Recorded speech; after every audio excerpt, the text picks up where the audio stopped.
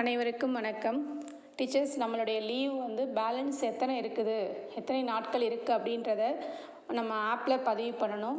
So அதை எப்படி பதிவு பண்ணலான்றதை பற்றி பார்க்கலாம். நம்ம TNSD ஸ்கூல் ஆப்பை டச் பண்ணுங்கள்.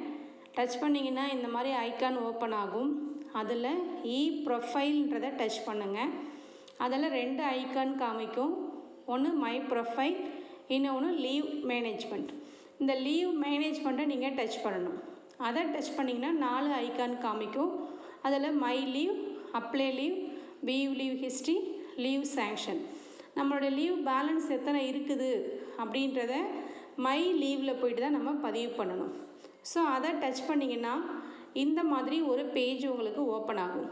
இதில் ஸோ உங்களுக்கு பார்த்திங்கன்னா ஒரு லீவ் பக்கத்துலேயும் ப்ளூ கலரில் கொடுத்துருப்பாங்க.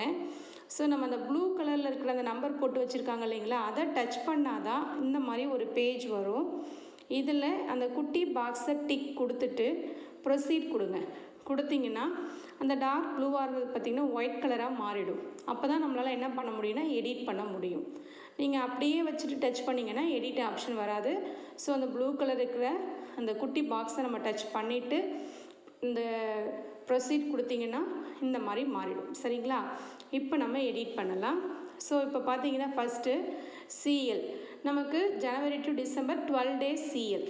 அந்த 12 நாட்களில் இப்போது இந்த ஜனவரி பிப்ரவரியில் ஏதாவது நம்ம சிஎல் எடுத்திருந்தோம்னா அது போக பேலன்ஸ் லீவை போடணும். சப்போஸ் ஒரு நாள் லீவ் எடுத்துட்டோம் அப்படின்னா ஸோ எடிட் பண்ணி 11 days அப்படின்னு போடணும். அதே மாதிரி ஆர்எல் பார்த்தீங்கன்னா 1 yearக்கு 3 days. 3 daysல நம்ம ஏதோ ஆர்எல் எடுத்துருந்தோம்னா தான் லெஸ் பண்ணி போடணும், இல்லைனா அப்படியே விட்டுடணும். அடுத்து காம்பன்சேட்டரி லீவ் பார்த்தீங்கன்னா எதுவுமே கிடையாது. ஸோ அதனால் 0. ஓகேங்களா? அதுக்கடுத்து சர்வீஸ் லீவ் பார்த்தீங்கன்னா இங்கே ஒரு 11 ஹெட்டிங்ஸ் கொடுத்துருப்பாங்க. இது வந்து பார்த்திங்கன்னா ஃபீமேல் டீச்சர்ஸ்க்கு 11 ஹெட்டிங் இருக்கும், மேல் டீச்சர்ஸ்க்கு 7 ஹெட்டிங்ஸ் வரும். இதில் ஒவ்வொன்றா பார்க்கலாம். ஃபஸ்ட்டு இருக்கிறது ஏர்ன் லீவ், இஎல் பார்த்திங்கன்னா நமக்கு எஸ்ஆரில் என்ட்ரி வச்சுருப்பாங்க. அதாவது நம்ம பணமாக சரண்டர் பண்ணி வாங்கி வந்திருப்போம், அதுக்கடுத்து இஎல் லீவாக எடுத்து வந்திருப்போம். இது போக இது வரைக்கும் நமக்கு எத்தனை நாள் இருக்குது லெஸ் பண்ணிவிட்டு வரவுன்னு சொல்லிவிட்டு எஸ்ஆரில் என்ட்ரி பண்ணியிருப்பாங்க. ஸோ எஸ்ஆரில் பேலன்ஸ் நமக்கு எத்தனை நாள் லீவ் இருக்குது இஎல் அப்படின்றத என்ட்ரி பண்ணியிருக்காங்களோ அந்த லீவை தான் இதில் போடணும். அதே மாதிரி நெக்ஸ்ட் இயர் வரும்பொழுது நமக்கு லீவ் வந்து மாறும் இஎல், அப்போது அதை அப்டேட் பண்ணிக்கலாம். ஸோ இப்போ எஸ்ஆரில் என்ன இருக்குதோ அதை இங்கே என்ட்ரி பண்ணணும். அதுக்கடுத்து அன்ஏர்ன் லீவ் ஆன் மெடிக்கல் சர்டிஃபிகேட், அதாவது எம்எல். ஸோ எம்எல்லை பொறுத்த வரைக்கும் நம்மளுடைய டோட்டல் சர்வீஸ் காலத்தை பொறுத்து தான் நமக்கு எம்எல் இருக்கும். அதாவது நம்ம பணியில் சேர்ந்ததுலேருந்து எவ்வளோ சர்வீஸ் இருக்குதோ அதுதான் எம்எல் அதில் இருக்கும். அதாவது நமக்கு சர்வீஸ் வந்து ஒரு 5 years தான் மொத்தம் நமக்கு சர்வீஸே அப்படின்னா 90 days தான் நமக்கு எம்எல். சப்போஸ் 5 to 10 years வரைக்கும் நமக்கு சர்வீஸ், 10 years சர்வீஸ் இருக்குது அப்படின்னா 180 days. இல்லை 15 years எனக்கு சர்வீஸ் இருக்குது அப்படின்னா 270 days. அதுக்கடுத்து பார்த்திங்கன்னா 20 years வரைக்கும் எனக்கு சர்வீஸ் இருக்குது அப்படின்னா 360 days. 20 yearsக்கு மேலேயும் எனக்கு சர்வீஸ் உண்டு. ஒரு சில பேருக்கு 30 years கூட சர்வீஸ் வச்சுருப்பாங்க இருக்கும் அவங்களுக்கு. ஸோ அப்போ பார்த்திங்கன்னா 540 days வந்து நமக்கு எம்எல் உண்டு, மேக்ஸிமம் அவ்வளோதான். அந்த 540 daysன்றது டோட்டல் சர்வீஸ்க்கு நமக்கு. ஸோ நமக்கு மொத்தம் சர்வீஸ் காலம் எவ்வளவோ அதுக்கு எத்தனை நாள் எம்எல் எலிஜிபிள் உண்டோ அந்த எம்எல்லில் இது வரைக்கும் எத்தனை நாள் நம்ம எம்எல் எடுத்துருக்குறோமோ அதை லெஸ் பண்ணிவிட்டு ரிமைனிங் இருக்கிற எம்எல்ல நம்ம இந்த செகண்டாக இருக்கிறதுல நம்ம டைப் பண்ணணும். ஓகேங்களா? அதுக்கடுத்து மட்டர்னிட்டி லீவ், இது யாருக்கெல்லாம் எலிஜிபிளோ அவங்க மட்டும் போட்டால் போதும். ஸோ மற்றவங்களாம் அந்த இடத்துல 0 கொடுத்துடணும். அது நமக்கு தெரியும். மட்டர்னிட்டி லீவ் பொறுத்த வரைக்கும் நமக்கு இப்போ வந்து 365 days 1 year இல்லைங்களா? சப்போஸ் ஒரு சைல்டு தான் அவங்களுக்கு இருக்குது அப்படின்னா இன்னொரு சைல்டுக்குரிய லீவ் எலிஜிபிள் உண்டு அவங்களுக்கு. ஸோ 365 days போடலாம். சப்போஸ் அவங்களுக்கு 2 சைல்டு இருக்குது ஆல்ரெடி அப்படின்னா கண்டிப்பாக நான் அடுத்து தேர்டாக இருக்கிற சைல்டுக்கு என்ன கிடையாது, மெட்டர்னிட்டி லீவ் கிடையாது. ஸோ அதனால் 0 தான். அதனால் நமக்கு அந்த மெட்டர்னிட்டி லீவை பொறுத்த வரைக்கும் நீங்கள் மேக்ஸிமம் 0 வரும். யார் யாருக்கெல்லாம் எலிஜிபிள் இருக்குதோ அவங்க மட்டும் அந்த இடத்துல லீவை கால்குலேட் பண்ணி போட்டுக்கிட்டால் போதும். அதுக்கடுத்து பார்த்திங்கன்னா 4th ஒன் இந்த 3, 4, 5, 6 இது 4ம் பார்த்தீங்கன்னா ஃபீமேல் டீச்சருக்கு மட்டும் காமிக்கும், மேல் டீச்சர் இதில் காமிக்காது. இந்த 4th ஒன் பார்த்தீங்கன்னா leave for adoption of child, அதாவது நம்ம குழந்தைய தத்து எடுக்கிறதுக்குன்னு லீவ் உண்டு. ஸோ தத்து எடுத்துக்கிறதுக்குன்னு பார்த்தீங்கன்னா 270 days வந்து லீவ் உண்டு. ஸோ அதனால் தத்து எடுக்கிறீங்க அப்படின்னா மட்டும் நீங்கள் அந்த 270 days போட்டால் போதும். இல்லை அப்படின்னா என்ன பண்ண தேவையில்லை, அந்த இடத்துல எதுவும் போடக்கூடாது, 0 போடணும். அதுக்கடுத்து abortion leave. So abortion leave பார்த்தீங்கன்னா 42 days.